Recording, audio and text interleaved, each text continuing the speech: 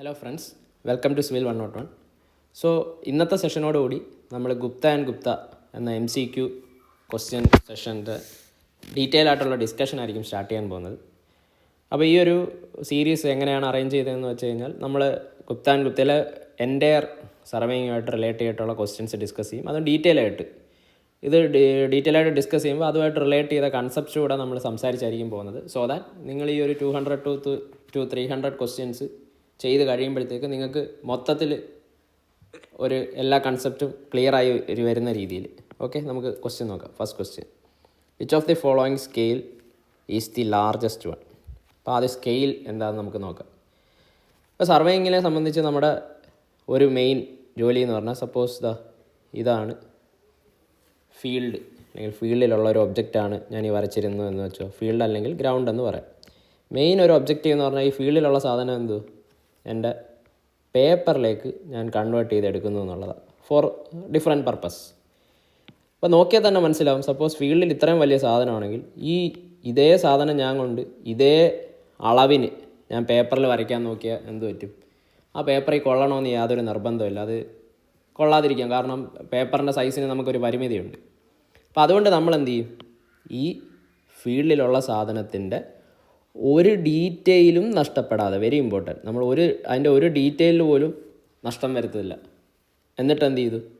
ആ ഉള്ള സാധനത്തിൻ്റെ സൈസിൽ മാത്രം അല്ലെങ്കിൽ ഡയമെൻഷനിൽ മാത്രം വ്യതിയാനം വരുത്തി ഞാൻ എന്ത് ചെയ്തു? പേപ്പറിലേക്ക് കൊണ്ടുവന്നു.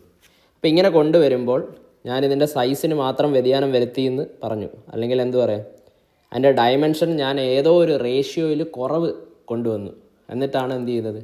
അതിൻ്റെ മിനിയേച്ചർ വെർഷനായിട്ട് ഞാൻ എൻ്റെ പേപ്പറിൽ വരച്ചു. അപ്പോൾ ആ ഉപയോഗിച്ചൊരു റേഷ്യോ ഉണ്ടല്ലോ, അതിനാണ് എന്ത് പറയുന്നത്? It is called scale. ഇനി ഞാൻ ഈ കേസിൽ ചെറുതാക്കി എന്ന് പറഞ്ഞു. ഇത് എപ്പോഴും ചെറുതാക്കുകയാണ് എന്ന് വിചാരിക്കരുത്. കാരണം ഫോർ എക്സാമ്പിൾ, ഞാൻ വേറൊരു എക്സാമ്പിൾ പറയാം. ഇതൊരു ബാക്ടീരിയ ആണെന്നിരിക്കട്ടെ.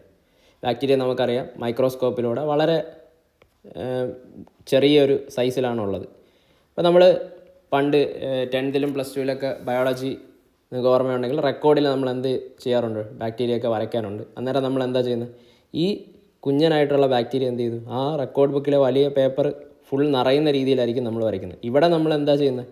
ഇവിടെയും ഞാൻ എന്താ ചെയ്തത്? ഒരു റേഷ്യോയിൽ ഇതിൻ്റെ ഡയമെൻഷൻസിന് വ്യതിയാനം വരുത്തി. ഈ കേസിൽ ഞാൻ എന്തോ ചെയ്തത്? ഡയമെൻഷൻ വലുതാക്കുകയാണ് ചെയ്തത്. അപ്പോഴും അവിടെ എന്തുണ്ട്? ഒരു റേഷ്യോ ഉണ്ട്. അപ്പോൾ ഞാൻ ഈ കേസിലെടുത്താൽ ഫീൽഡിലുള്ള ഈ ഒരു റേഷ്യോ, ഇത് എക്സ്, ഇതേ ഭാഗം പേപ്പറിൽ അല്ലെങ്കിൽ മാപ്പിൽ കൊണ്ടുവന്നപ്പോൾ അത് ഞാൻ വൈ എന്നിട്ടു. ഇപ്പോൾ സ്കെയിൽ എന്ന് പറഞ്ഞാൽ ഒരു റേഷ്യോ എന്ന് പറഞ്ഞല്ലോ. Scale is equal to y/x. Y എവിടുത്തേത്? ഇത് മാപ്പല്ലേ. Map distance by ground distance അല്ലെങ്കിൽ ഫീൽഡ് ഡിസ്റ്റൻസ്. ഇതിനാണ് എന്ത് പറയുന്നത്? നമ്മൾ സ്കെയിൽ എന്ന് പറയുന്നത്. ഇപ്പോൾ സ്കെയിൽ എന്താണെന്ന് നിങ്ങൾക്ക് മനസ്സിലായി. ഇനി സ്കെയിലിനെ നമുക്ക് റെപ്രസെൻ്റ് ചെയ്യാൻ പല രീതിയിൽ റെപ്രസെൻ്റ് ചെയ്യാം. 2 രീതിയാണ് മെയിനായിട്ടുള്ളത്. ഒന്ന് സ്റ്റേറ്റ്മെൻ്റായിട്ടും സ്കെയിലിനെ റെപ്രസെൻ്റ് ചെയ്യാം. 2 ന്യൂമറിക്കലി ആയിട്ടും റെപ്രസെൻ്റ് ചെയ്യാം. ഇനി സ്കെയിലിനെ ന്യൂമറിക്കലി റെപ്രസെൻ്റ് ചെയ്യുമ്പോൾ തന്നെ അതും 2 രീതിയിൽ റെപ്രസെൻ്റ് ചെയ്യാം. ഒന്ന് എൻജിനീയേഴ്സ് സ്കെയിലിൻ്റെ രീതിയിലും, 2 റെപ്രസെൻറ്റേറ്റീവ് ഫ്രാക്ഷൻ. ഇനി എൻജിനീയർ സ്കെയിലിൻ്റെ രീതി ഫോർമാറ്റ് എന്ന് ഉദ്ദേശിക്കുന്നത്, ഞാൻ പറഞ്ഞു ഇവിടെ ഒരു മാപ്പ് ഡിസ്റ്റൻസും ഗ്രൗണ്ട് ഡിസ്റ്റൻസും തമ്മിൽ റിലേറ്റ് ചെയ്യുന്ന റേഷ്യോ ആണ് സ്കെയിൽ. ഇവിടെ പറയാൻ പോകുന്നത് 1 metre is equal to 10 kilometre. ഈ ഒരു ഫോർമാറ്റിലാണ് എൻജിനീയർ സ്കെയിൽ റെപ്രസെൻ്റ് ചെയ്യുന്നത്. ഇതിൻ്റെ അർത്ഥം എന്താ? ഇതിൻ്റെ അർത്ഥം എന്ന് പറഞ്ഞാൽ മാപ്പിലെ 1 മീറ്റർ എന്ന് പറഞ്ഞാൽ ഗ്രൗണ്ടിലെ 10 കിലോമീറ്ററിന് തുല്യമായിരിക്കും. അല്ലെങ്കിൽ ഗ്രൗണ്ടിലെ 10 കിലോമീറ്ററിനെ ഗ്രൗണ്ടിലെ 10 കിലോമീറ്ററിനെ ഞാൻ മാപ്പിലേക്ക് കൊണ്ടുവന്നപ്പോൾ അത് എത്രയായിട്ടാണ് റെപ്രസെൻ്റ് ചെയ്തേക്കുന്നത്? 1 മീറ്ററായിട്ട്. അതാണ് ഇത് സൂചിപ്പിക്കുന്നത്. പക്ഷെ നമ്മൾ കോമൺ ആയിട്ട് അഡോപ്റ്റ് ചെയ്യുന്ന ഈ ഒരു രീതിയല്ല. ഏറ്റവും കോമൺ ആയിട്ട് ഉപയോഗിക്കുന്നത് ഈ RF എന്ന് ഞാൻ എഴുതിയിട്ടേക്കുന്ന ആളാണ്. RF എന്ന് പറഞ്ഞാൽ, RFൻ്റെ ഫുൾ ഫോം നിങ്ങളറിയുക. It is called representative fraction. ആ ഫുൾ ഫോം സഹിതം നമുക്ക് പല എക്സാമിനും ചോദിച്ചു കണ്ടിട്ടുണ്ട്. ഇനി റെപ്രസെൻറ്റേറ്റീവ് ഫ്രാക്ഷൻ എന്ന് പറയുമ്പോൾ ഈ സെയിം എഞ്ചിനീയർ സ്കെയിൽ എഴുതിയ സെയിം ആളെ എടുക്കാം. ഇവിടെ എപ്പോഴും നമ്മൾ ചെയ്യുന്നതെന്ന് പറഞ്ഞാൽ ഇതൊരു റേഷ്യോ പോലെ തന്നെ ആയിരിക്കും എഴുതുന്നത്. അപ്പം മേളിൽ മാപ്പ് ഏതാ, മാപ്പ് ഡിസ്റ്റൻസ് എന്ന് പറഞ്ഞാൽ 1 മീറ്റർ അല്ലേ, okay, divided by ground distance 10 kilometre. ഇവിടെ പ്രത്യേകത എന്ന് പറഞ്ഞാൽ എഞ്ചിനീയർ സ്കെയിലിൽ നോക്കിയേ, മാപ്പിലെ ഡിസ്റ്റൻസ് ഒരു യൂണിറ്റിലായിരുന്നു, ഗ്രൗണ്ടിലെ മറ്റൊരു യൂണിറ്റിലായിരിക്കും. പക്ഷേ റെപ്രസെൻറ്റേറ്റീവ് ഫ്രാക്ഷൻ ഇത് റേഷ്യോ ആയിട്ട് തന്നെ പോകും. അത് റേഷ്യോ ആയിട്ട് വെട്ടിപ്പോകണമെങ്കിൽ എന്ത് ചെയ്യണം, രണ്ടും ഒരേ യൂണിറ്റ്. ഇതൊരു മീറ്റർ ആണെങ്കിൽ താഴെ എന്ത് ചെയ്യും, കിലോമീറ്ററിനെ മീറ്ററിലേക്ക് കൺവേർട്ട് ചെയ്യും. അപ്പോൾ 10 ഇൻറ്റു 1 കിലോമീറ്റർ എന്ന് പറഞ്ഞാൽ 1000 മീറ്റർ. മീറ്ററും ക്യാൻസൽ ചെയ്തിട്ട് എന്ത് ചെയ്യും, 1/10,000. അപ്പോൾ ഈ സെയിം സ്കെയിൽ റെപ്രസെൻറ്റേറ്റീവ് ഫ്രാക്ഷനായിട്ട് എഴുതി കഴിഞ്ഞാൽ അതിനെ എങ്ങനെയാണ് പറയുന്നത്, 1/10,000. ഇതിനാണ് റെപ്രസെൻറ്റേറ്റീവ് ഫ്രാക്ഷൻ എന്ന് പറയുന്നത്. ഇനി നമ്മുടെ ക്വസ്റ്റ്യനിലേക്ക് വരാം. അപ്പോൾ ഇവിടെ നിങ്ങൾ ശ്രദ്ധിച്ചാൽ മനസ്സിലാവും, പല സ്കെയിലുകൾ ABCD എന്ന് പറഞ്ഞാൽ പല സ്കെയിലുകൾ തന്നിട്ടുണ്ട്. അപ്പോൾ നമുക്കിനകത്ത് എന്ത് കണ്ടുപിടിക്കേണ്ടത്, ഏറ്റവും വലുത് ഏതാണെന്ന്. അപ്പോൾ ഇതിന് ആദ്യം നമുക്ക് എന്ത് ചെയ്യാം, ഫസ്റ്റ് സ്റ്റെപ്പ് എന്ന് പറഞ്ഞാൽ എല്ലാത്തിനെയും റെപ്രസെൻറ്റേറ്റീവ് ഫ്രാക്ഷനിലേക്ക് അങ്ങ് മാറ്റാം. അപ്പോൾ 1 സെൻറ്റിമീറ്റർ ഈക്വൽ ടു 50 മീറ്റർ എന്ന് പറഞ്ഞാൽ എന്ത് വരും, അപ്പം എന്ത് വരും, 1 സെൻറ്റിമീറ്റർ. 50 മീറ്ററിനെയും കൂടെ സെൻറ്റിമീറ്റർ ആക്കണമല്ലോ, റെപ്രസെൻറ്റേറ്റീവ് ഫ്രാക്ഷനാണ്. മീറ്ററിനെ സെൻറ്റിമീറ്റർ ആക്കാൻ ഇൻറ്റു 100. അപ്പം 1/5000 എന്നാണ് റെപ്രസെൻറ്റേറ്റീവ് ഫ്രാക്ഷൻ ആദ്യത്തെ സ്കെയിലിൽ എഴുതിയത്. ഇനി രണ്ടാമത്തെ എന്തു, റെപ്രസെൻറ്റേറ്റീവ് ഫ്രാക്ഷനിൽ തന്നെ തന്നേക്കുക 1/42,000. ഇനി മൂന്നാമത്തെ അതും റെപ്രസെൻറ്റേറ്റീവ് ഫ്രാക്ഷനിൽ തന്നേക്കുക 1/3,00,000. ഇനി നാലാമത്തെ 1 സെൻറ്റിമീറ്റർ ബൈ 50 കിലോമീറ്റർ, അതിനെ ആക്കണം 1 സെൻറ്റിമീറ്റർ. 50 കിലോമീറ്ററിനെ മീറ്റർ ആക്കാൻ 1000, മീറ്ററിനെ സെൻറ്റിമീറ്റർ ആക്കാൻ വീണ്ടും 100. ഇപ്പോൾ 50,00,000 ആയി. അപ്പോൾ റെപ്രസെൻറ്റേറ്റീവ് ഫ്രാക്ഷൻ ആക്കി. ഇതിനകത്ത് ഏതാ വലുത് എന്ന് കണ്ടുപിടിക്കാൻ നിങ്ങൾ മനസ്സിലാക്കേണ്ടത്, ഡിനോമിനേറ്ററിൻ്റെ വാല്യൂ ഓർത്ത് വെക്കുക. ഡിനോമിനേറ്ററിൻ്റെ വാല്യൂ വലുതായാൽ ഇത്, അല്ലെങ്കിൽ ഇത് ചെറുതാക്കാം. ഡിനോമിനേറ്റർ വാല്യൂ ചെറുതായാൽ ഈ ഓവറാൾ സാധനം എന്താവും, വലുതാവുമല്ലോ. അപ്പോൾ അതാണ് നിങ്ങൾ നോക്കി വെക്കേണ്ടത്. എപ്പോഴും റെപ്രസെൻറ്റേറ്റീവ് ഫ്രാക്ഷൻ ആക്കിയിട്ട് ഡിനോമിനേറ്റർ വലുതായാൽ സ്കെയിൽ എന്താവും, ചെറുതാവും. ഇതിൻ്റെ റീസൺ ഉണ്ട്, അത് നമുക്ക് ഡീറ്റെയിൽ ആയിട്ട് എന്തെങ്കിലും നമ്മൾ സർവേയിങ് എടുക്കുമ്പോഴത്തേക്ക് പറഞ്ഞുതരാം. ഇപ്പം നിങ്ങൾ ഹൈലൈറ്റ് ചെയ്ത് ഓർത്ത് വെക്കേണ്ടത്, എപ്പോഴും ചെയ്യേണ്ടത് ഇങ്ങനെയുള്ള സ്കെയിൽ വലുതാണോ ചെറുതാണോ എന്നൊക്കെ ചോദിക്കുമ്പോൾ ആദ്യം നിങ്ങൾ റെപ്രസെൻറ്റേറ്റീവ് ഫ്രാക്ഷൻ എഴുതുക എല്ലാത്തിനും. എന്നിട്ട് മനസ്സിലാക്കുക, ഡിനോമിനേറ്റർ ചെറുതായാൽ, വാല്യൂ ചെറുതായാൽ സ്കെയിൽ എന്താവും, വലുതാവും. അല്ലെങ്കിൽ തിരിച്ചു പറഞ്ഞാൽ ഡിനോമിനേറ്റർ എപ്പോൾ വലുതാവുന്നോ സ്കെയിൽ എന്താവും, ചെറുതാവും. ഇനി നോക്കി, ഡിനോമിനേറ്റർ ഏറ്റവും വലുത് ഇതല്ലേ എന്ന് പറഞ്ഞാൽ എന്തോ, ഡിനോമിനേറ്റർ ഏറ്റവും വലുതാണെങ്കിൽ സ്കെയിൽ എന്തായിരിക്കും, ഏറ്റവും ചെറുതായിരിക്കും. അപ്പോൾ ഏറ്റവും ചെറിയ സ്കെയിൽ ഏതാ, D. അത് കഴിഞ്ഞിട്ട് പിന്നെ ഏതാ വലിയ വാല്യൂ, ഡിനോമിനേറ്റർ 3,00,000. അപ്പോൾ അതായിരിക്കും തൊട്ടടുത്ത ചെറിയ സ്കെയിൽ. അത് കഴിഞ്ഞ് B, അത് കഴിഞ്ഞ് A. അപ്പോൾ ഈ ഒരു ഓർഡറിലായിരിക്കും എന്ത് വരുന്നത്, സ്കെയിലുകളുടെ വലിപ്പം വരുന്നത്. ഇപ്പോൾ ചോദിച്ചേക്കുന്ന ക്വസ്റ്റ്യൻ ഓർഡർ അല്ല, എന്തോ ലാർജസ്റ്റ്. പിന്നെ അത് ഏറ്റവും ലാർജസ്റ്റ് ഏതാ, A, ഓപ്ഷൻ A. പിന്നെ അത് ഏറ്റവും കുഞ്ഞനായിട്ട് ഡിനോമിനേറ്റർ ആരായിരുന്നോ വരുന്നത്, അതായിരിക്കും ഏറ്റവും വലിയ scale. So here option is option A. Okay. Second question.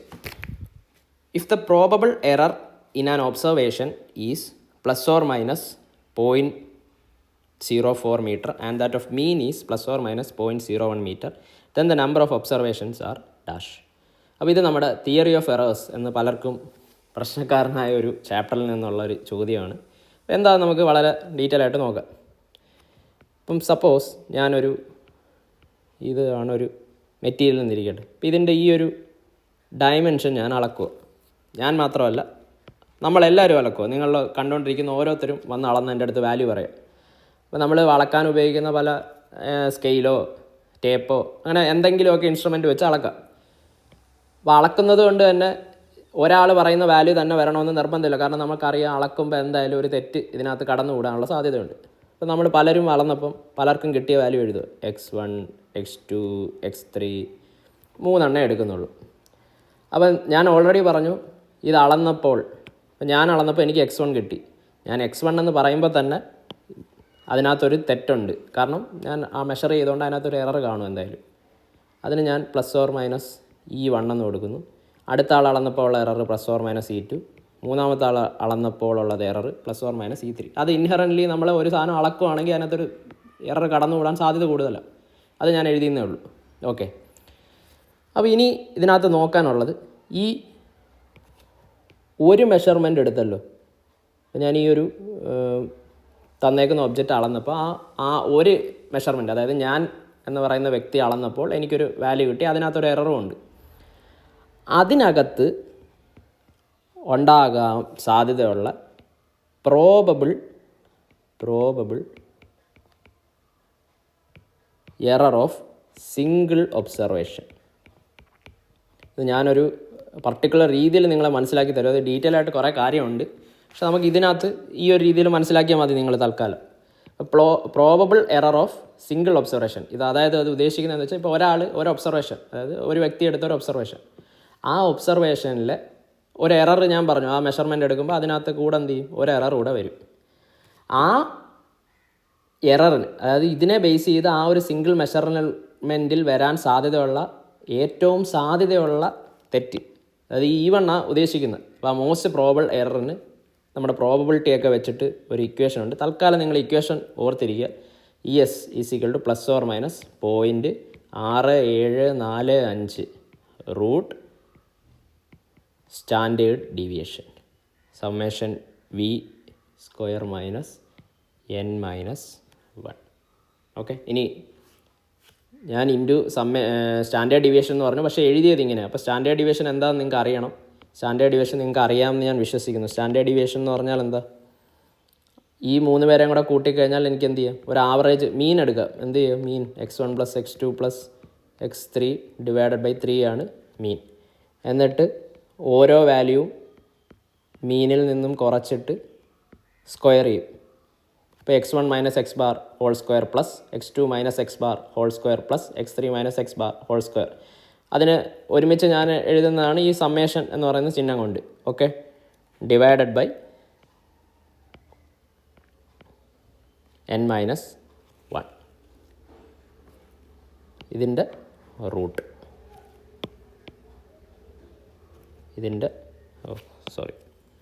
ഇതിൻ്റെ റൂട്ട്, ഇതിനാണ് സ്റ്റാൻഡേർഡ് ഡീവിയേഷൻ എന്ന് പറയുന്നത്. ഇനി ചില സമയത്ത് ഈ മുകളിലുള്ള ആളുണ്ടല്ലോ, ഇതിനെയാണ് ഞാൻ V എന്ന് ഉദ്ദേശിച്ചേക്കുന്നത്. അപ്പോൾ V എന്ന് പറഞ്ഞാൽ ഒന്നുമില്ല, x - x bar ഹോൾ സ്ക്വയറിനാണ് എന്ത്, ഹോൾ സ്ക്വയർ അല്ല, x - x bar ഉള്ളൂ, കാരണം ഞാനിവിടെ ഇക്വേഷൻ സ്ക്വയർ ഇട്ടിട്ടുണ്ടല്ലോ. ഓക്കെ, അപ്പോൾ ഇതാണ് ഒരു വാല്യൂയിലുള്ളത്. ഇനി നിങ്ങൾക്കറിയാം ഓരോ സിംഗിൾ ഒബ്സർവേഷനിലും ഒരു തെറ്റുണ്ട്, എററുണ്ട്. അപ്പോൾ അതിൻ്റെ മോസ്റ്റ് പ്രോബബിൾ വാല്യൂ നമ്മൾ ത്രൂ പ്രോബബിലിറ്റി ഇങ്ങനൊരു വാല്യൂ ആണ് ഓർത്ത് വെക്കുന്നത്. ഇനി ഒരു വാല്യൂവിന് എററുണ്ട്, അപ്പോൾ ഇത് ഞാൻ എടുത്തത്. ഇനി നിങ്ങൾ പലരും എടുത്തു തന്ന വാല്യൂ ഉണ്ടല്ലോ, ഇതിനെല്ലാം കൂടെ ഞാൻ ചെയ്തിട്ടാണല്ലോ ഈ ഒരു ആവറേജ് എടുത്തത് x bar. ഓരോ വാല്യൂവിൽ തെറ്റുണ്ടെങ്കിൽ ഉറപ്പായിട്ടും ഇത് കൂട്ടുമ്പോൾ കിട്ടുന്ന ആവറേജിലും എന്ത് ചെയ്യും, ഉറപ്പായിട്ടും ഒരു തെറ്റ് കാണുമല്ലോ. അത് ഞാൻ ± ആവറേജ് ആണ്ട് എററിൻ മീൻ EM എന്ന് കാണിക്കുക. അതിനും ത്രൂ പ്രോബബിലിറ്റി ഒരു ഇക്വേഷൻ ഉണ്ട്, അത് ഓർത്തിരിക്കുക. പ്രോബബിൾ എറർ ഓഫ് മീൻ, മീൻ.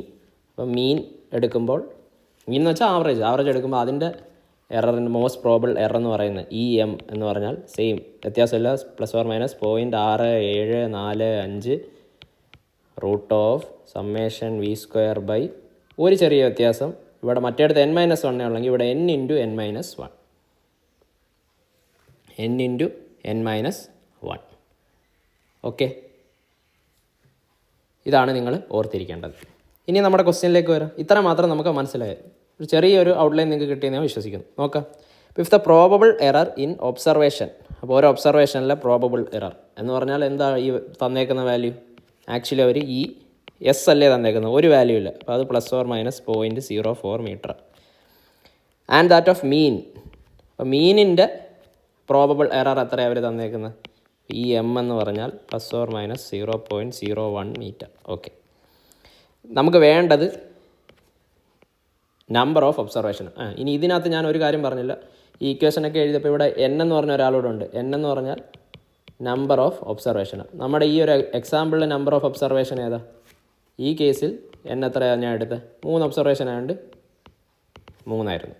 അപ്പോൾ ഈ കേസിൽ എന്ത് തന്നിട്ടുണ്ട്, ES തന്നു, EM തന്നു, കണ്ടുപിടിക്കേണ്ടത് എൻ. കണ്ടുപിടിക്കാൻ പറ്റുമോ നമുക്ക്? ആ ഇക്വേഷൻസ് നോക്കി.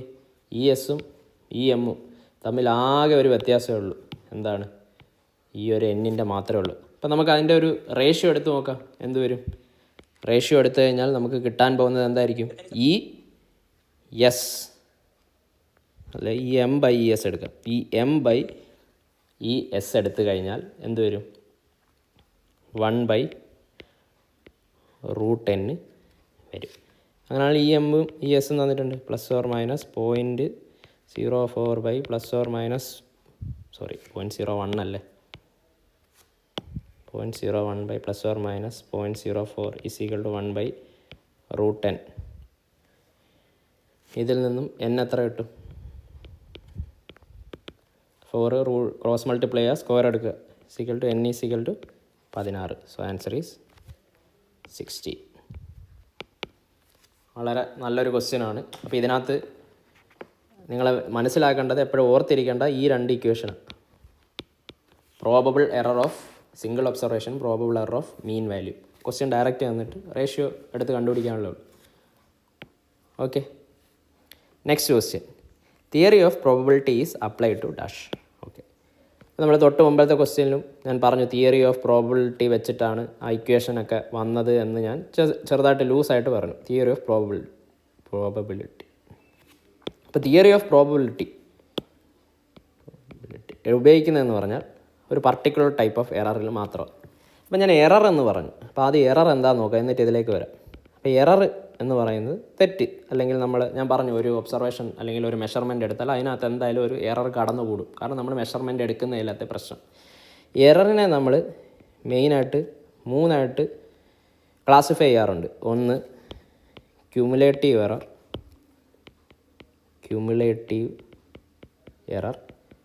2 ആക്സിഡൻ്റൽ എറർ, 3 മിസ്റ്റേക്ക്.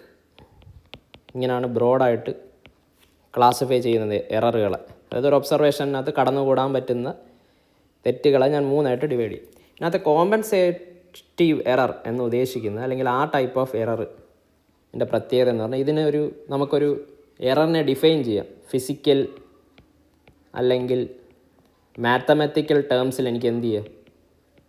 ആ എററിനെ ഡിഫൈൻ ചെയ്യാൻ പറ്റും. ടേംസിൽ ഡിഫൈൻ ചെയ്യാം. അപ്പോൾ എനിക്കൊരു എറർ എനിക്ക് ഡിഫൈൻ ചെയ്യാൻ കഴിയും എന്ന് പറഞ്ഞാൽ അതിൻ്റെ അർത്ഥം എന്ത്? അതിൻ്റെ ഒരു സ്പെസിഫിക് ആയിട്ടൊരു വാല്യൂ ആയിട്ട് എനിക്ക് പറയാൻ പറ്റും.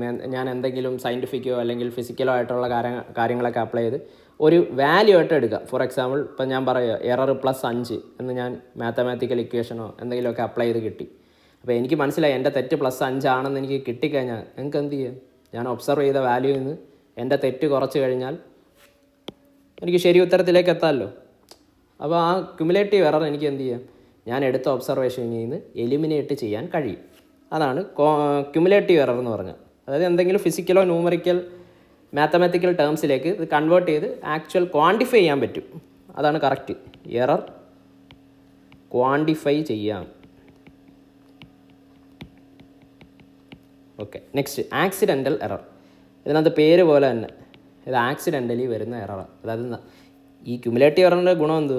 എനിക്ക് മനസ്സിലായി ഇത് ഓൾറെഡി എറർ ഉണ്ടെന്ന് എനിക്കറിയാം. അതുകൊണ്ട് ഞാൻ മാത്തമാറ്റിക്കലോ ഫിസിക്കലോ കാര്യങ്ങളൊക്കെ ചെയ്ത് വാല്യൂ ക്വാണ്ടിഫൈ ചെയ്യാം. ആക്സിഡൻ്റൽ എറർ എന്ന് പറഞ്ഞാൽ അങ്ങനെ തെറ്റുണ്ടായെന്ന് എനിക്ക് മനസ്സിലായതുപോലും ഇല്ല. അപ്പോൾ പിന്നെ അതെങ്ങനെയും കണ്ടുപിടിക്കാൻ പറ്റുമോ? ഇല്ലാതെ എനിക്ക് അങ്ങനെ ഒരു കാര്യം ഉണ്ടെന്ന് എനിക്കറിയാം, പക്ഷേ എവിടെയാണ് ഈ തെറ്റ് പറ്റിയത് അല്ലെങ്കിൽ എന്ത് ചെയ്തപ്പോഴാണ് തെറ്റ് പറ്റിയത് എനിക്ക് കറക്റ്റായിട്ട് അറിയാത്തതുകൊണ്ട് എന്ത് ചെയ്യാൻ പറ്റത്തില്ല? ഇത് ക്വാണ്ടിഫൈ ചെയ്യാൻ പറ്റില്ല. ക്വാണ്ടിഫൈ ചെയ്യാൻ പാടാണെന്ന് പറയാം. അതുകൊണ്ട് നമ്മൾ ആരുടെ സഹായം തേടും? പ്രോബബിലിറ്റി. അതായത് നമുക്ക് അപ്പോൾ പിന്നെ പ്രോബബിലിറ്റി വെച്ചിട്ട് ഇത് എറർ ഇത്ര ശതമാനം വരാം, അല്ലെങ്കിൽ ഞാൻ എടുത്ത മെഷർമെൻറ്റ് ഒരു 75% ശരിയാകാം. അപ്പം പ്രോബബിലിറ്റി അല്ലെങ്കിൽ ആ ഒരു സാധ്യത വെച്ചിട്ട് ഞാൻ പറയും ഇത്ര എറർ ഉണ്ടാവാൻ സാധ്യതയുണ്ട് ഇതിൽ, അങ്ങനെ പറയാമല്ലോ. Probability used. പക്ഷെ അതെന്ത് ചെയ്യാൻ പറ്റത്തില്ല, ക്വാണ്ടിഫൈ ചെയ്യാൻ പറ്റത്തില്ല. അപ്പോൾ എനിക്ക് എപ്പോഴും പറയാം ഞാനൊരു മെഷർമെൻറ്റ് എടുത്തു, ഞാൻ എടുത്ത മെഷർമെൻറ്റിൽ എനിക്ക് കിട്ടിയ വാല്യൂ 5 മീറ്ററാണ്. എന്നിട്ട് പറയാം എനിക്ക് കിട്ടിയ ഈ വാല്യൂ 95% ശരിയാവാനുള്ള സാധ്യതയുണ്ട്, അല്ലെങ്കിൽ എന്താ പറയുക, അതിനകത്തൊരു 5% തെറ്റ് കാണാനുള്ള സാധ്യതയുണ്ട്, അങ്ങനെ പറഞ്ഞു വെക്കാം. അതിനാണ് എന്ത് പറയുന്നത്, ആക്സിഡൻ്റൽ എറർ എന്ന് പറഞ്ഞാൽ. അത് എനിക്ക് ക്വാണ്ടിഫൈ ചെയ്യാൻ പറ്റത്തില്ല, അല്ലെങ്കിൽ ഫിസിക്കലോ മാത്തമാറ്റിക്കൽ രീതിയിലോ മാറ്റാൻ പറ്റത്തില്ല. മിസ്റ്റേക്ക് എന്ന് പറഞ്ഞാൽ ഡ്യൂ ടു കെയർലെസ്നെസ്, നമ്മുടെ അശ്രദ്ധ കാരണം ഉണ്ടാവുന്ന തെറ്റാണെന്തോ മിസ്റ്റേക്ക്. അപ്പോൾ നമ്മുടെ അശ്രദ്ധ കാരണമാണെങ്കിൽ അതിന് ലഘൂകരിക്കാൻ വേറെ കാര്യങ്ങളുണ്ട്. നമ്മുടെ അശ്രദ്ധ കുറച്ചാൽ മതി, അല്ലെങ്കിൽ എക്സ്പീരിയൻസ് ആയിട്ടുള്ള ആളെ കൊണ്ട് ചെയ്യിപ്പിക്കുക, അങ്ങനെയൊക്കെയാണ്. അപ്പോൾ ഇതാണ് എററിൻ്റെ മെയിൻ ക്ലാസിഫിക്കേഷൻ. അപ്പോൾ അതിനകത്ത് തിയറി ഓഫ് പ്രോബബിലിറ്റി എപ്പോഴും അപ്ലൈ ചെയ്യുന്നത് ഏതിലായിരിക്കും, നമ്മുടെ ആക്സിഡൻ്റൽ എറർ. ഇതിൻ്റെ മറ്റ് പേരുകളോട് മനസ്സിലാക്കിയിരിക്കുന്നത് നല്ലതാണ്. കോമ്പൻസേഷൻ എറർ, റാൻഡം എറർ, ഇതെല്ലാം പേരുകൾ അങ്ങോട്ടും ഇങ്ങോട്ടും എല്ലാം ചോദിക്കാറുണ്ട്. ഇപ്പോൾ accidental error, compensation error, random error, ഇതെല്ലാം ഒരാളാണ് ഇതിനെ അപ്ലൈ ചെയ്യുന്നത്. എന്ത്, തിയറി ഓഫ് പ്രോബബിലിറ്റി. ഇതിനകത്ത് it is applied only for accidental error. Cumulative error ഇല്ല, കാരണം ഞാൻ പറഞ്ഞു അത് നമുക്കറിയാം, ബോത്ത് ഇതും അല്ല. So option is option A. Next question. A survey is conducted with a view to prepare the map of an area to a scale of 1:1000. അപ്പോൾ ഒരു മാപ്പ് പ്രിപ്പയർ ചെയ്യുമ്പോൾ ഒരു സ്കെയിൽ തന്നിട്ടുണ്ട് 1:1000. ഇപ്പോൾ ഞാൻ റെപ്രസെൻറ്റേറ്റീവ് ഫ്രാക്ഷൻ എഴുതി. എപ്പോഴും സ്കെയിൽ വരുമ്പോൾ റെപ്രസെൻറ്റേറ്റീവ് ഫ്രാക്ഷൻ ആക്കി ചെയ്യുന്നതാണ് എപ്പോഴും എളുപ്പം. Next, if a scale with least count of 0.1 mm, ഇപ്പോൾ ലീസ്റ്റ് കൗണ്ട് എന്ന് പറഞ്ഞ ഒരാളെ തന്നേക്കും, അതിൻ്റെ value 0.1 mm is used for plotting. What would be the accuracy in length measured in the field? നല്ലൊരു ക്വസ്റ്റ്യനാണ്. സപ്പോസ് ഇതാണ് ഫീൽഡ് എന്ന് വെച്ചു, ഞാൻ റെക്റ്റാങ്കിൾ ഷേപ്പ് വരയ്ക്കുകയാണ്, സ്ക്വയർ ഷേപ്പ് വരയ്ക്കുക, നമുക്ക് പെട്ടെന്ന് മനസ്സിലാകും. ഈ പച്ച കളറിലുള്ളതാ ഫീൽഡ്. ഇത് ഞാൻ പേപ്പറിലേക്ക് കൺവേർട്ട് ചെയ്യുക. ഈ വെള്ള കളറാണ് പേപ്പർ, ഇതേ സെയിം സാധനം പേപ്പറിലേക്ക് കൺവേർട്ട് ചെയ്യും. ചെറിയ ഡയമെൻഷൻ ചെറുതാക്കി പേപ്പറിലേക്ക് കൺവേർട്ട് ചെയ്യും. അപ്പോൾ ഇതിനകത്ത് പറയുന്നത് ഈ കൺവേർഷന് ഞാൻ ഉപയോഗിച്ച സ്കെയിൽ അവർ പറയുന്നുണ്ട് 1/1000 എന്ന് പറയുന്ന സ്കെയിലാണ് ഉപയോഗിക്കുന്നത്. അതായത് പേപ്പറിലെ 1 യൂണിറ്റ് എന്ന് പറഞ്ഞാൽ ഗ്രൗണ്ടിൽ 1000 യൂണിറ്റിന് തുല്യമായിരിക്കും. ഓക്കെ, എന്നിട്ടൊരു കാര്യം പറയുന്നു, ഞാൻ പ്ലോട്ട് ചെയ്യുമ്പോൾ, അതായത് ഈ പേപ്പറിൽ ഞാൻ വരയ്ക്കുമ്പം എന്തെങ്കിലും ഇൻസ്ട്രുമെൻറ്റ് സ്കെയിൽ, നമ്മുടെ സാധാ 15 സെൻറ്റിമീറ്റർ സ്കെയിൽ ഉപയോഗിക്കുകയെന്ന് വെച്ചോ, ഇത് സ്കെയിൽ. ആ സ്കെയിൽ ഉപയോഗിക്കുകയാണെങ്കിൽ ആ സ്കെയിൽ കൊണ്ട് അളക്കാൻ പറ്റുന്ന ഏറ്റവും ചെറിയ മെഷർമെൻറ്റ്, അതിനാണ് എന്ത് പറയുന്നത്, ലീസ്റ്റ് കൗണ്ട് എന്ന് പറയുന്നത്. അപ്പോൾ ഈ കേസിൽ സ്കെയിലെന്നൊന്നും പറഞ്ഞിട്ടില്ല, പ്ലോട്ട് ചെയ്യാൻ ഉപയോഗിക്കുന്നതിൻ്റെ ലീസ്റ്റ് കൗണ്ട് എന്നേ പറഞ്ഞിട്ടുള്ളൂ. നമ്മൾ ഉദാഹരണമായിട്ട് സ്കെയിൽ അങ്ങ് എടുക്കുക, ലീസ്റ്റ് കൗണ്ട് പറയുന്നു 0.1 mm. അതായത് ഞാൻ ഈ പേപ്പറിൽ ഈ പറയുന്ന ഡയമെൻഷനൊക്കെ വരയ്ക്കാൻ ഉപയോഗിക്കുന്ന ഇൻസ്ട്രുമെൻ്റ് എന്താണോ ആ ഇൻസ്ട്രുമെൻ്റ് കൊണ്ട് എനിക്ക് അളക്കാൻ പറ്റുന്ന ഏറ്റവും ചെറിയ വാല്യൂ എന്ന് പറയുന്നത് 0.1 mm ആണെന്ന് അവർ പറയുക. എന്നിട്ട് ചോദ്യം, what would be the accuracy in length of measurement the field? അങ്ങനെയാണെങ്കിൽ ഈ ഫീൽഡിൽ ഞാൻ മെഷർ ചെയ്യുന്നതിൻ്റെ ആക്യുറസി എത്ര ആയിരിക്കണമെന്ന ചോദ്യം. ഇതൊരു കൺസെപ്റ്റ് മനസ്സിലാവുന്നൊരു ചോദ്യം. അപ്പോൾ നമുക്ക് നോക്കാം. അപ്പോൾ അവർ പറയുന്നതിൻ്റെ സ്കെയിൽ 1 യൂണിറ്റ് എന്ന് പറഞ്ഞാൽ 1000. ഞാൻ ചുമ്മാ എഴുതാം, 1 മീറ്റർ, മാപ്പിലെ 1 മീറ്റർ എന്ന് പറഞ്ഞാൽ ഗ്രൗണ്ടിലെ 1000 മീറ്റർ എന്ന് എഴുതാമല്ലോ. കാരണം 1 യൂണിറ്റിൻ മാപ്പ് എന്ന് പറഞ്ഞാൽ 1000 യൂണിറ്റിൻ ഗ്രൗണ്ട് ആണേ. ഇനി ലീസ്റ്റ് കൗണ്ട് 0.1 mm, അതെത്ര? അതായത് പേപ്പറിൽ എനിക്ക് വരയ്ക്കാൻ പറ്റുന്ന അല്ലെങ്കിൽ അളക്കാൻ പറ്റുന്ന ഏറ്റവും ചെറിയ യൂണിറ്റ് 0.1 എന്ന് പറഞ്ഞിട്ടുണ്ടല്ലോ. അങ്ങനെയാണെങ്കിൽ അതേ യൂണിറ്റ് ഗ്രൗണ്ടിൽ എത്രയാണെന്ന് നോക്കാം. ഇവിടെ 0.1 mm, 0.1 mm ഇൻ മാപ്പ് എന്ന് പറഞ്ഞാൽ ഗ്രൗണ്ടിൽ എത്രയായി? ഇവിടെ 1 mm ആക്കാം. 1 mm ആണെങ്കിൽ 1000 mm. അപ്പോൾ 0.1 mm ആണെങ്കിൽ 100 mm പറ്റും. ഇവിടെ എല്ലാം മീറ്ററിലായതുകൊണ്ട് 0.1 mm ഇൻ മാപ്പ് എന്ന് പറഞ്ഞാൽ മില്ലിമീറ്ററിനെ മീറ്റർ ആക്കുമ്പോൾ ഡിവൈഡഡ് ബൈ 1000, 0.1 മീറ്റർ. അതായത് എൻ്റെ മാപ്പിൽ 0.1 mm ഉള്ളൊരു സാധനം ഗ്രൗണ്ടിൽ എത്രയായിരിക്കും? 0.1 മീറ്റർ ആയിരിക്കും. ഇതിനേക്കാൾ, അതായത് ഈ 0.1 ചെറിയൊരു വാല്യൂ, എക്സാമ്പിൾ 0.05 എടുക്കുക എന്ന് വെച്ചോ. 0.05 എടുക്കുക, അതായത് ഗ്രൗണ്ടിൽ 0.05 മീറ്റർ എന്നൊരു അളവെടുക്കുകയാണെങ്കിൽ മാപ്പിൽ അത് എത്ര കാണും? ഡിവൈഡ് ബൈ 2 അല്ലേ? അപ്പോൾ ഇവിടെ എത്ര വരും? 0.05 mm വരും. പക്ഷേ എനിക്ക് മാപ്പിൽ 0.05 mm വരയ്ക്കാൻ പറ്റുമോ? ഇല്ല. കാരണം ഞാൻ പ്ലോട്ട് ചെയ്യാൻ ഉപയോഗിക്കുന്ന സാധനത്തിനാകെ അളക്കാൻ പറ്റുന്ന ഏറ്റവും ചെറിയ വാല്യൂ 0.1 ആണ്. ഇത് അതിനേക്കാൾ ചെറുതാണ്. അപ്പോൾ ഇതെനിക്ക് ചെയ്യാൻ പറ്റത്തില്ല. അതുകൊണ്ട് എന്ത് പറയുന്നത്, നമ്മുടെ ഗ്രൗണ്ടിൽ അളക്കുമ്പോൾ ഈ മാപ്പിൽ പ്ലോട്ട് ചെയ്യാൻ ഉപയോഗിക്കുന്നതിൻ്റെ ലീസ് കൗണ്ട് ഉണ്ടല്ലോ, അത്രയെങ്കിലും ആക്യുറസി അല്ലെങ്കിൽ അതിന് ഈ മാപ്പിൽ വരയ്ക്കുമ്പോൾ ഉപയോഗിക്കുന്ന ഇൻസ്ട്രുമെൻറ്റിൻ്റെ ലീസ് കൗണ്ട് അതെത്രയാണോ അതിന് ആനുപാതികമായിട്ടുള്ള മെഷർമെൻറ്റിൻ്റെ എങ്കിലും ആക്യുറസി എവിടെ കാണണം? ഗ്രൗണ്ടിൽ കാണണം. അപ്പോൾ ഇവിടെ അവർ തന്നിട്ടുണ്ട് 0.1 mm ആണ് ലീസ് കൗണ്ട് എന്ന് പറഞ്ഞാൽ. അതുകൊണ്ട് ഗ്രൗണ്ടിൽ നമ്മൾ എടുക്കുന്ന അളവുകൾ ഈ 0.1 മീറ്ററിൻ്റെ മൾട്ടിപ്പിളിലായിരിക്കണം. കാരണം അതിലും ചെറുതായി കഴിഞ്ഞാൽ ഞാൻ പറഞ്ഞു അതിലും ചെറിയ വാല്യൂ ആണെങ്കിൽ എനിക്ക് പ്ലോട്ട് ചെയ്യാൻ പറ്റത്തില്ല എൻ്റെ പേപ്പറിൽ. അപ്പം പിന്നെ അളക്കാൻ പറ്റാത്തതുകൊണ്ട് പിന്നെ ഒന്നും ചെയ്യാൻ പറ്റത്തില്ല.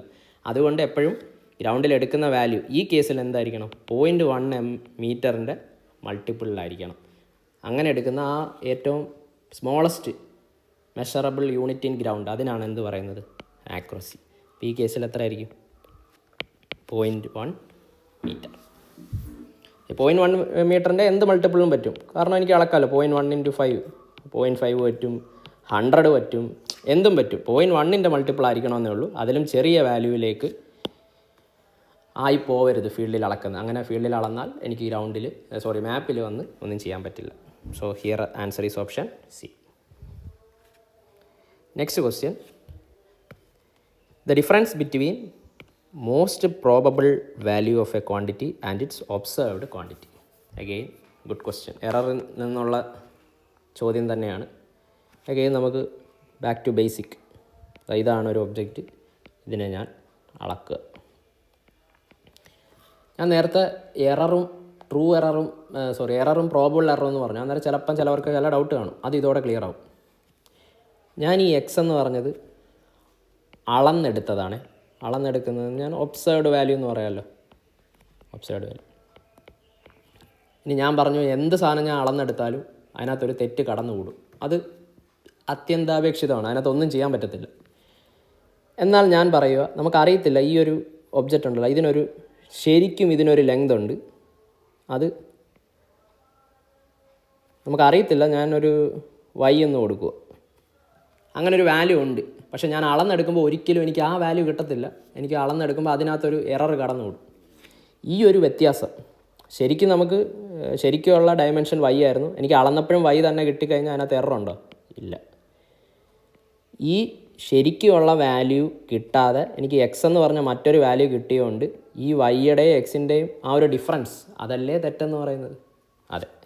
അപ്പോൾ ആ പറഞ്ഞ സാധനം ഇപ്പം ഞാൻ y എന്ന് പറഞ്ഞാൽ എന്തോ ട്രൂ വാല്യൂ, ശരിക്കുമുള്ള വാല്യൂ എന്നല്ലേ പറഞ്ഞത്. ഞാൻ ഇംഗ്ലീഷിൽ ട്രൂ വാല്യൂ എന്ന് പറയുന്നു. അപ്പോൾ true value minus observed value, ആ ഒരു വ്യതിയാനം, അതിനാണ് എന്ത് പറയുന്നത്? എറർ.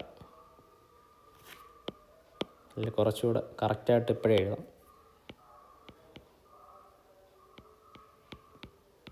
മെഷേർഡ് വാല്യൂ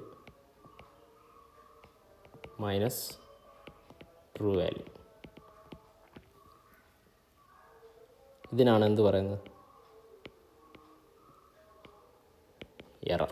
ഈ ഒബ്സർവ്ഡ് വാല്യൂവിന് തന്നെയാണ് ഞാൻ മെഷേർഡ് വാല്യൂ എന്ന് പറയുന്നത്. അത് MV എന്ന് പറയും. ട്രൂ വാല്യൂവിന് TV എന്ന് പറയും. ഒബ്സർവ്ഡ് വാല്യൂ തന്നെയാണ് കേട്ടോ മെഷേർഡ് വാല്യൂ എന്ന് പറയുന്നത്. ഇനി ഇവിടെ ട്രൂ എന്നെടുത്ത് എഴുതിയതുകൊണ്ട് ഇവിടെ എന്ത് എഴുതാം? ട്രൂ എറർ എന്ന് പറയാം. ശരിക്കും വെറുതെ എറർ എന്ന് പറഞ്ഞാൽ ഉദ്ദേശിക്കുന്നത് ട്രൂ എറർ. അപ്പോൾ ട്രൂ എറർ എന്ന് പറഞ്ഞാൽ ഞാൻ ഒബ്സർവ് ചെയ്ത അല്ലെങ്കിൽ മെഷേർഡ് വാല്യൂവിൻ്റെയും യഥാർത്ഥത്തിലുണ്ടായിരുന്നല്ലോ, അത് നമുക്കറിയത്തില്ല. അത് തങ്ങളിലുള്ള ഡിഫറൻസ് ആണെന്തോ ട്രൂ എറർ എന്ന് പറയുന്നത്. ഇനി ഞാനിത് പറഞ്ഞപ്പോൾ തന്നെ പറഞ്ഞു ഇതിന് y എന്ന് എല്ലാം സാങ്കല്പിക്കുക. ഞാൻ പറഞ്ഞു y എന്ന് പറഞ്ഞൊരു ട്രൂ വാല്യൂ ഉണ്ട്, അതിൽ നിന്നുള്ള ഡിഫറൻസ് എത്രയാണ്. ശരിക്കും ഈ ട്രൂ എറർ കണ്ടുപിടിക്കാൻ പറ്റുമോ? ഇല്ല. ഞാൻ അളന്ന വാല്യൂ എനിക്ക് കിട്ടും, പക്ഷെ ശരിക്കുമുള്ള വാല്യൂ എനിക്ക് അറിയത്തില്ല. ശരിക്കുമുള്ള വാല്യൂ അറിയാമെങ്കിൽ പിന്നെ ഞാൻ ഈ കിടന്ന് ഗുസ്തി പിടിക്കണ്ടല്ലോ. പക്ഷെ എനിക്ക് അറിയത്തില്ല. അപ്പോൾ അതുകൊണ്ട് ഈ വാല്യൂ അറിയാത്തതുകൊണ്ട് തന്നെ ഈ വാല്യൂ കണ്ടുപിടിക്കാൻ പറ്റുമോ? ഇല്ല. അപ്പോൾ ഇതൊരു തിയറട്ടിക്കലായിട്ടുള്ള സാധനമാണ്. ഇനി ഇതിൽ നിന്ന് പ്രാക്ടിക്കലി നമുക്ക് പറ്റുന്നൊരു കാര്യമുണ്ട്. എന്തു? ഒബ്സർവ്ഡ് വാല്യൂ അതുപോലെ തന്നെ, അതിൽ മാറ്റമില്ല. പക്ഷേ എനിക്ക് ഒരു കാര്യം പറയാം, ഇതിൻ്റെ ശരിയായിട്ടുള്ള ഒരു വാല്യൂ കാണാം. അങ്ങനെ പറഞ്ഞൂടെ? ശരിയായിട്ട് അല്ലെങ്കിൽ ഏറ്റവും ശരി വാല്യൂ വരാനുള്ള ഏറ്റവും സാധ്യമായ വാല്യൂ നമ്മളെ മറ്റേ തിയറി ഓഫ് പ്രോബിലിറ്റി വെച്ച് പറയാമല്ലോ. അങ്ങനെ പറയുകയാണെങ്കിൽ ഒബ്സർവ്ഡ് വാല്യൂയിലൊന്നും മാറ്റമില്ല. അപ്പോൾ measured value minus probable value, ഇതിന് പറയുന്ന പേരാണ്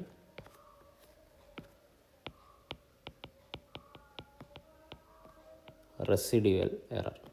ഇവിടെ എന്താ, ഇതും എറർ തന്നെ. പക്ഷെ ഇവിടെ ആകെ വ്യത്യാസം എന്തോ വന്ന്, ഞാൻ ഇവിടെ ഉപയോഗിച്ച ട്രൂ വാല്യൂ അല്ല, ട്രൂ ശരിക്കുള്ള വാല്യൂ എനിക്ക് അറിയത്തില്ല. അതുകൊണ്ട് ഞാൻ എന്ത് ചെയ്യും, ഞാൻ പ്രോബിലിറ്റിയുടെ തിയറി വെച്ചിട്ട് പറയും ഇതിൻ്റെ മാക്സിമം ഇതിന് ഒരു 95% ശരിയായ വാല്യൂ ആവാൻ സാധ്യതയുള്ള വാല്യൂ, അങ്ങനെ പറഞ്ഞൂടെ? പറയുന്നത് നിങ്ങൾക്ക് മനസ്സിലാവുന്നുണ്ടോ? അതായത് ഇപ്പം ഞാൻ പറയുകയാണ്, എനിക്ക് മെഷർമെൻറ്റ് ചെയ്തെടുത്ത വാല്യൂ എക്സ് തന്നെ കിട്ടിയെന്ന് പറഞ്ഞു. ഞാൻ പറയുകയാണ് ഈ ഒരു ഒബ്ജക്റ്റിന് ഒരു 95% ശരിയായിട്ട് വരാൻ സാധ്യതയുള്ള വാല്യൂ എന്ന് പറയുന്നത് ഇസഡാണ്. അതെനിക്ക് പറയാമല്ലോ, ഒരു ശതമാനത്തിന് നമ്മുടെ തിയറി ഓഫ് പ്രോബിലിറ്റി വെച്ച് പറയാമല്ലോ, ഏറ്റവും മാക്സിമം ഏറ്റവും സാധ്യമായ ശരി ഉത്തരം വരേണ്ടത് ഈ വാല്യൂ ആവാം എന്ന് പറയാം. അപ്പോൾ അത് കണ്ടുപിടിക്കുക. അതും ഞാൻ ഒബ്സർവ് ചെയ്ത വാല്യൂവും തമ്മിലുള്ള ഒരു ഡിഫറൻസ്, അതിനെന്ത് പറയാം? അതൊരു എററാണ്. ഇവിടെ പ്രോബിൾ വാല്യൂ എന്ന് പറഞ്ഞുകൊണ്ട് എന്താവും, അത് എററാണ്. എന്ത് എററാണ്? റെസിഡ്യൂവൽ. അല്ലെങ്കിൽ അതിനെന്ത് പറയാം? നിങ്ങൾക്ക് പ്രോബിൾ എറർ എന്നും പറയാം. ഓക്കെ, അല്ലെങ്കിൽ പ്രോബിൾ എറർ എന്നും പറയാം.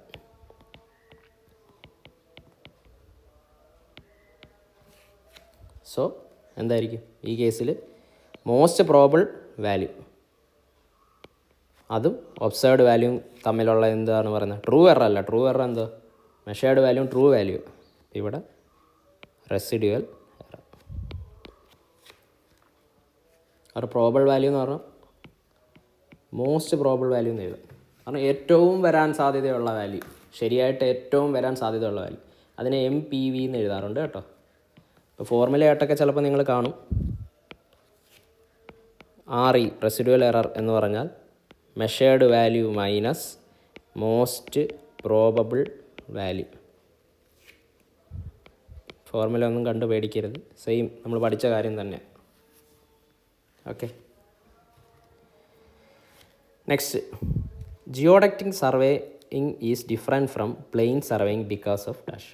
ഇപ്പോൾ ജിയോഡക്റ്റിക് സർവേയിങ് പ്ലെയിൻ സർവേയിങ് എന്ന ഡിഫറൻസ്, ഇത് ഏറ്റവും ബേസിക് ആയിട്ടുള്ള ഒരു കാര്യം. അത് മനസ്സിലാക്കാൻ സപ്പോസ് ഞാനൊരു സർക്കിൾ വരച്ചു. ഇതൊരു എർത്താന്ന്, ഒരെർത്തല്ല, നമ്മുടെ എർത്താന്ന് നിങ്ങൾ ധരിച്ചോ, എർത്ത. അപ്പോൾ ഈ എർത്തിൽ ഞാൻ കുറച്ച് മെഷർമെൻ്റ് എടുക്കാൻ പോവുക. സേതാ ഞാൻ ഈ ഒരു വാല്യൂ അളന്നു. ഇത് കാണുമ്പോൾ തന്നെ അറിയാം ഈ ഒരു മെഷർമെൻറ്റിൽ ഇതിൻ്റെ എർത്തിൻ്റെ കർവേച്ചർ കടന്നു കൂടിയിട്ടുണ്ട് അല്ലേ. അപ്പോൾ ഇങ്ങനെ നമ്മൾ എടുക്കുന്ന മെഷർമെൻറ്റിൽ എർത്തിൻ്റെ കർവേച്ചറും കൂടി ഉൾപ്പെടുത്തി എടുക്കുകയാണെങ്കിൽ അങ്ങനെയുള്ള സർവേയിങ്, അതിനാണ് എന്ത് പറയുന്നത്? Geodetic surveying. ഇനി ഒരു മാജിക് കാണിച്ചു തരാം. ഇത് നിങ്ങൾ പറഞ്ഞ ഈ നമ്മൾ എർത്തിൻ്റെ ഇത്ര അളവെടുത്തപ്പോൾ എർത്തിൻ്റെ കർവേച്ചർ ഇതിനകത്ത്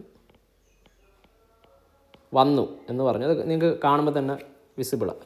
ഞാൻ ഇത് ഇത്രയും വലിയൊരു വര വരച്ചുകൊണ്ട് ഞാനത് ചെറിയൊരു ഈ മഞ്ഞ കാണാമെന്ന് ഞാൻ വിശ്വസിക്കുന്നു. ഇത്രയും ഭാഗം മാത്രം ഞാൻ അളക്കും, അത്ര ഏരിയ മാത്രം ഞാൻ അളക്കുന്നു. അങ്ങനെയാണെങ്കിൽ നിങ്ങളൊന്ന് നോക്കിയേ, ഞാനിത് സൂം ചെയ്ത് നോക്കിയേ, നിങ്ങൾക്ക് കണ്ടിട്ട് എന്ത് തോന്നുന്നു? ഒരു സ്ട്രെയിറ്റ് ലൈൻ അല്ലേ ഇത്ര? നിങ്ങൾ ഇത്ര സൂം ചെയ്ത് നോക്കുമ്പോൾ ഇതൊരു സ്ട്രെയിറ്റ് ലൈൻ മാത്രമല്ലേ നിങ്ങൾക്ക് കാണാൻ പറ്റുന്നത്? ഇത് എന്തുകൊണ്ടാണ് സ്ട്രെയിറ്റ് ലൈൻ കാണാൻ പറ്റിയത്? കാരണം നമ്മൾ എടുത്ത മെഷർമെൻറ്റ്സ്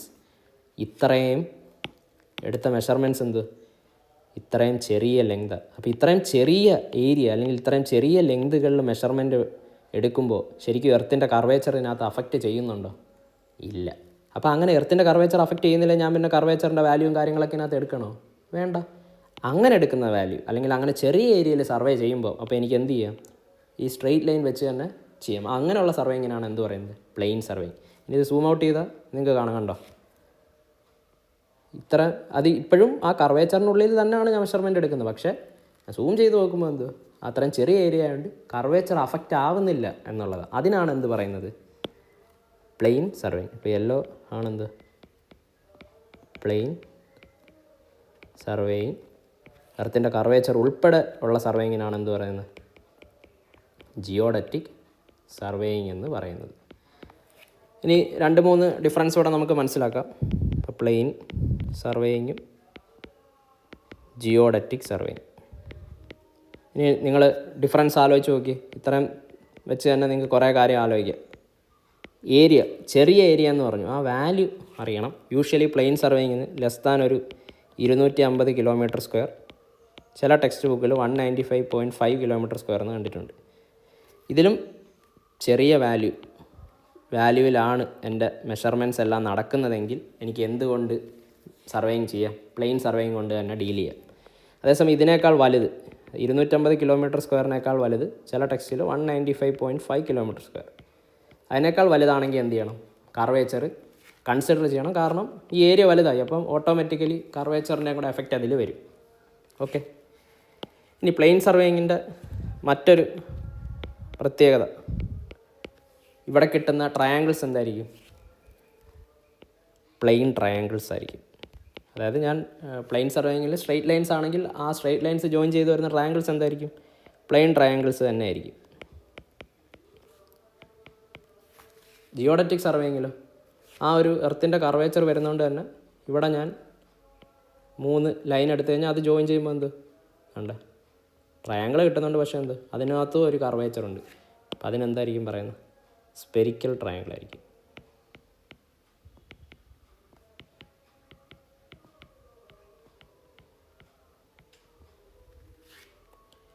ഇനി ജിയോഡറ്റിക് സർവേയിങ്ങിൽ for small area surveying, geodetic for large area survey. Great trigonometric surveying, GTS. Great trigonometric സർവേയിങ്ങിൽ, അതായത് നമ്മുടെ ഹോൾ ഓവർ എർത്ത് നമ്മൾ സർവേ ചെയ്യുന്ന സമയത്ത് അപ്പോൾ എന്ത് ചെയ്യുന്നു, അത്രയും വലിയ ഏരിയ ഉണ്ട്, അതിനകത്ത് എന്ത് വരും? കർവേച്ചർ ഇൻക്ലൂഡ് ചെയ്യും. ഗ്രേറ്റ് ട്രിഗ്നോമെട്രിക് സർവേയിങ്ങിൽ യൂസ് ചെയ്തത് എന്താ? ജിയോഡറ്റിക് സർവേയിങ് തന്നെയാണ്. ഓക്കെ.